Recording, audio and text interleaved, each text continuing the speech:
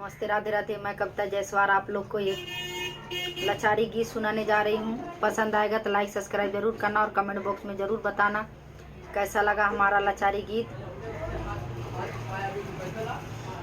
केतनो तू देवता मानैबा हमारे जैसन नारी न पैबा। केतनो तू देवता मानैबा हमारे जैसन नारी न पैबा। केतनो तू देवता मानैबा हमारे जैसन नारी न पैबा। बागों में जैबा मालिनिया से बसाबा। बागों में जैबा मलिनिया बसैबा।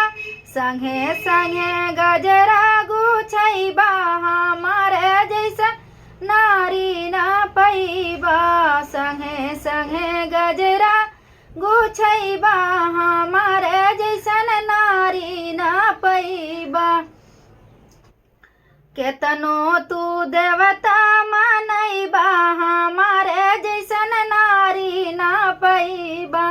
केतनो तू देवता मानैबा हमारे जैसन नारी न पैबा।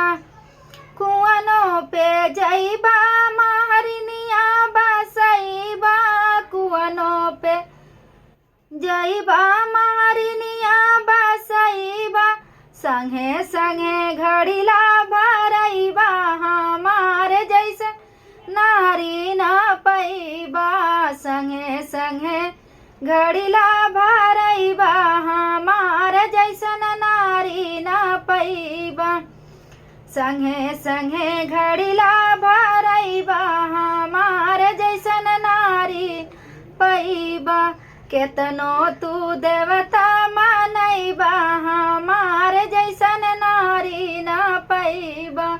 केतनो तू देवता मानैबा हमारे जैसन नारी न पैबा। महलों में जैबा सौतिनिया बसैबा। महलों में जैबा सौतिनिया बसैबा। सजिया पे सोवे नहीं पैबा हमारे जैसन नारी पैबा।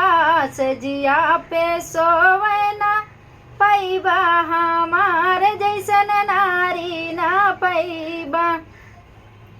केतनो तू देवता मानैबा हमारे जैसन नारी न पैबा।